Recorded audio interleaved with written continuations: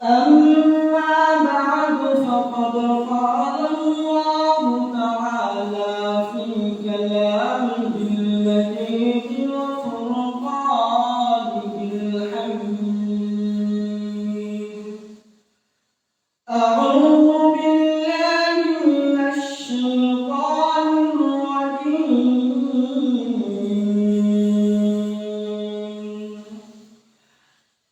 اليوم أكملت لكم دينكم وأتممت عليكم نعمتي ورضيت لكم الإسلام دينا. وقال تعالى أيضا في آية أخرى: لقد كان لكم في رسول الله أسوة حسنة إلى آخر الآيات. إن الله تعالى في شان حبيبه ومحبوبه ومعشوقه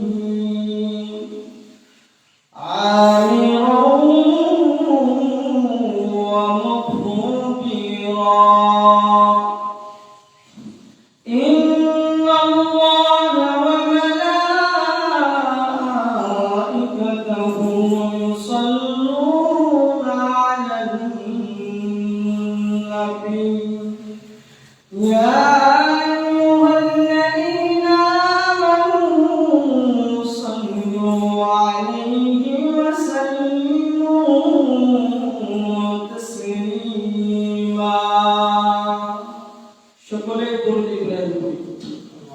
اللهم صل على محمد وعلى آل محمد كما صليت على إبراهيم وعلى آل إبراهيم إنك حميد مجيد.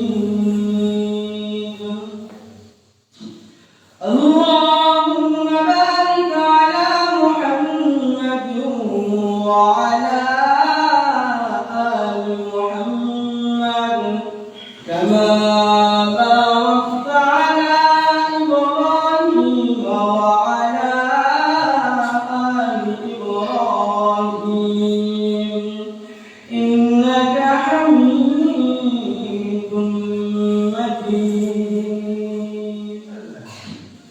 আলহামদুলিল্লাহ, আল্লাহ রাব্বুল আলামিনের দরবারে লাখ কোটি শুকর ও সুজুদ যে মহান রব্বে করিম আপনাকে আমাকে দয়া করে মায়া করে দুনিয়ার বিভিন্ন ঝামেলা থেকে ফারেক করে আল্লাহ রাব্বুল আলামিনের হুকুম পবিত্র জুমার নামাজ আদায় করার জন্য মসজিদে আসা এবং বসার তৌফিক দান করলেন।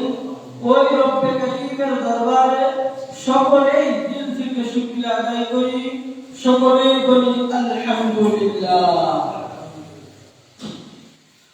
তো আল্লাহ রাব্বুল আলামিনের অনেক মেহেরবানি, অনেক নিয়ামত, যার মধ্য থেকে আপনাকে আমাকে দীর্ঘ এক সপ্তাহ পর আবারও মসজিদে সুস্থ রেখে মসজিদে ইবাদত, মসজিদে হুকুম আদায় করার লক্ষ্যে আসার তৌফিক দান করেছেন। এই জন্য আবারও দিল থেকে শুকরিয়া আদায় করি, সকলেই বলি আলহামদুলিল্লাহ। সময় যেহেতু সংক্ষিপ্ত, এই জন্য আলোচনাও সংক্ষিপ্ত। আজকের আলোচনার বিষয় হলো ইসলামের রাজনীতির দরকার কি এবং রাষ্ট্রীয়ভাবে ইসলামের কি প্রয়োজন। এই বিষয় নিয়ে কিঞ্চিত পরিমাণ দুই একটি কথা হবে, আমরা সবাই শুনবো, আমরা সবাই যেন আমাল করতে পারি ইনশাআল্লাহ। তো এই জন্য আপনাদের সামনে দুই একটি কথা বলবো। আল্লাহ রাব্বুল আলামিন আপনাকে আমাকে দুনিয়ার জমিনে চলার জন্য সমস্ত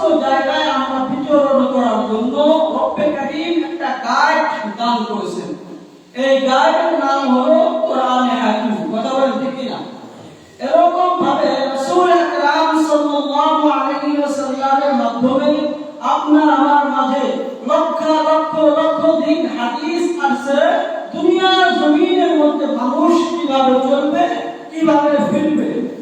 আমরা মনে করি যে নামাজ পড়ার বিষয়টাই কোরআন এবং হাদিস দ্বারা সাব্যস্ত, রোজা রাখার বিষয়টাই কোরআন এবং হাদিস দ্বারা সাব্যস্ত, যাকাত আদায় করার বিষয়টা কোরআন এবং হাদিস দ্বারা সাব্যস্ত। আমরা এটা মনে করে থাকি। তো আমরা যে রাজনীতি করব, আমাদের জন্য রাজনীতি আমরা সবাই করি কি করি না, এটা আমাদের বোঝা দরকার। ইসলামের রাজনীতি কেমন এবং বর্তমান প্রেক্ষাপটের রাজনীতিটা কেমন। এই জন্য রাসূল আকরাম সাল্লাল্লাহু আলাইহি ওয়াসাল্লামের হাদিস থেকে আমরা খাওয়ার সুন্নাত দেখি, আমরা বাজারে কিভাবে যাব, দুনিয়ার জমিনের মধ্যে কোন সেক্টরে কিভাবে কাজ করব, সমস্ত সুন্নাত আমরা নেই। কিন্তু দুঃখ এবং পরিতাপের বিষয় হলো রাসূলের সুন্নাত থেকে আমরা রাজনীতি নিতে চাই না। তাহলে সমস্ত জিনিস যদি আমরা কোরআন এবং হাদিস থেকে নেই এবং রাসূলের তরিকা অনুযায়ী রাজনীতির কিছু পাওয়া যায়, সেটা আমাদের জন্য গ্রহণ করা দরকার আছে কিনা? আছে।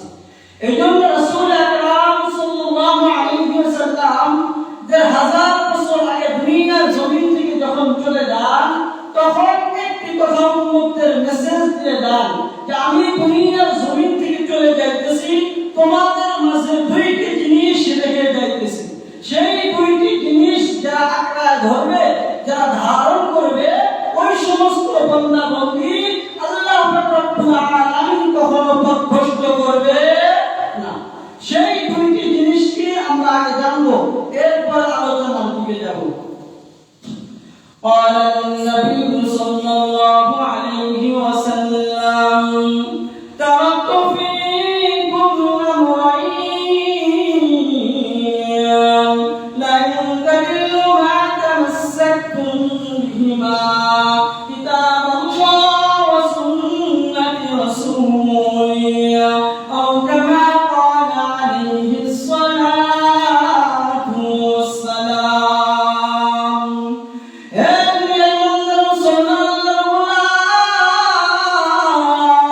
জনাব মুহাম্মদ আরবি সাল্লাল্লাহু আলাইহি ওয়াসাল্লাম দুনিয়ার জমিন থেকে যখন বিদায় নেবে, এমন অবস্থার মধ্যে সাহাবায়ে কেরামদের সামনে এই হাদিস বর্ণনা করেন, আমার সাহাবায়ে কেরামরা শুনো, আমি দুনিয়ার জমিন থেকে বিদায় নেব, তোমাদের মাঝে দুইটি জিনিস রেখে যাইতেছি। এক নাম্বার হলো আল্লাহ তাআলার কালামুল্লাহ, দুই নাম্বার হলো রাসূলের সুন্নাহ। এই দুই জিনিস যে সমস্ত বান্দা বান্দী আঁকড়া ধরবে, লান তাদিল্লু মা তামাসসাকতুম বিহিমা, ওই সমস্ত বান্দা বান্দী কখনো গোমরাহ হবে না। তাহলে আমাদের এই দুই জিনিস আঁকড়া ধরার দরকার আছে কিনা? রাসূলের মহব্বত আমরা দেখাইলাম টুপির মাধ্যমে, রাসূলের মহব্বত আমরা খানার ভিতরে, রাসূলের মহব্বত আমরা মসজিদে দেখাইলাম। এর আগে আমি একটা কথা বলছিলাম, এর আগের জুমায় কয়েক জুমা আগে আলোচনা হয়েছিল আলাস্তু বিরাব্বিকুম, আমরা আল্লাহ তাআলাকে রব মানি সমস্ত সেক্টরে। এই স্বীকৃতি আমরা রূহ জগতে দিয়ে আসছি, কথা বলেন ঠিক কিনা? তো আমরা যদি ব্যক্তিগত জীবনে রব মানলাম, পারিবারিক জীবনে রব মানলাম, কিন্তু দেখা যায় সামাজিক জীবনেও রব মানলাম, রাষ্ট্রীয় জীবনে যদি আমি রব না মানি, তাহলে কি আমি প্রকৃত মুসলমান হইতে পারবো? কথা বলেন পারবো? পারবো না। এই জন্য রাষ্ট্রীয় জীবনেও আমাকে আল্লাহ তাআলা যে আমার রব, এটা স্বীকার করতে হবে। কথা বলেন ঠিক কিনা? এই জন্য আজকের বিষয়টা, এই বিষয়টা আলোচনা করব। আল্লাহ তাআলা কোরআনে হাকিমের মধ্যে বলেন, আল্লাহ রাসূল সাল্লাল্লাহু আলাইহি ওয়াসাল্লামের কাছে যে আয়াত কারিমা নাযিল হয়, এই আয়াত কারিমার মধ্যে আল্লাহ তাআলা জানান যে আজকে থেকে আল-ইয়াওমা আকমালতু লাকুম দীনাকুম ওয়া আতমামতু আলাইকুম নি'মাতি ওয়া রাদিতু লাকুমুল ইসলাম দীনা। আজকের দিন থেকে আমি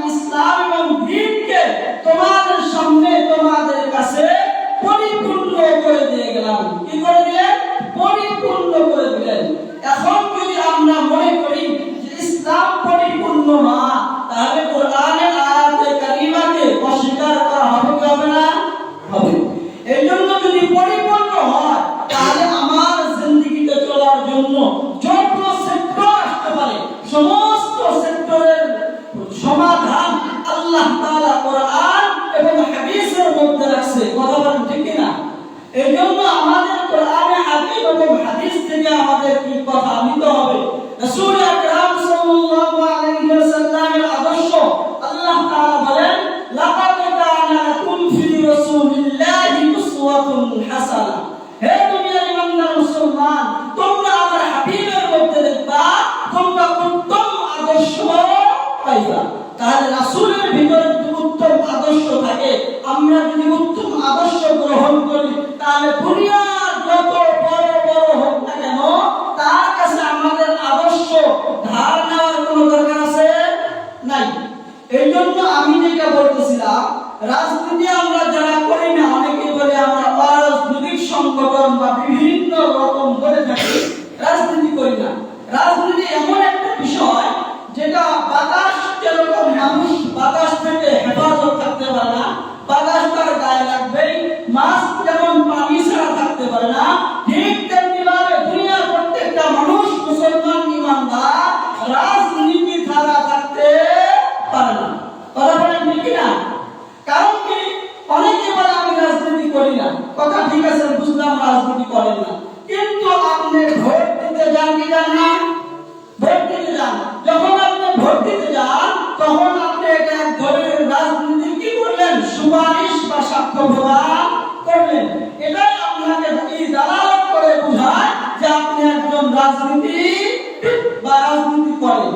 এই জন্য প্রত্যেকটা লোকই রাজনীতি করে। কেউ দেখা যায় হাই লেভেলের সব জায়গায় যায়, কেউ দেখা যায় ভোটের মাধ্যমে হলেও রাজনীতিকে কি থাকে সম্পৃক্ত বা অংশগ্রহণ করে। এই জন্য আপনাদের সামনে আমি বলবো একটি কথা, যে কোরআন এবং হাদিস থেকে যেহেতু মুমিন মুসলমানের সমস্ত সমাধান নিতে হবে, তো আমাদেরকে রাজনৈতিক বিষয় যত কিছু লাগে সবগুলো জিনিসই কোরআন এবং হাদিস থেকে নেওয়া লাগবে। এর বাইরে যদি আমরা নেই, তাহলে আমরা কখনো মুসলমান হব না। কারণ এই দুনিয়ার জমিনের মধ্যে যত আম্বিয়া ইকরাম আছেন, সমস্ত আম্বিয়া ইকরামের কাজ ছিল দাওয়াত এবং রাষ্ট্র পরিচালনা করা ইসলামী শরিয়া অনুযায়ী, আল্লাহ তাআলার হুকুম এবং ওই নবীর যে অবস্থা ওই অনুযায়ী, তরিকা অনুযায়ী রাষ্ট্র ব্যবস্থা করা। তো আমরা যেহেতু মুসলমান, আমাদেরও এরকম ভাবে ইসলামী শরিয়া অনুযায়ী, কোরআন এবং হাদিস অনুযায়ী আমাদের জীবন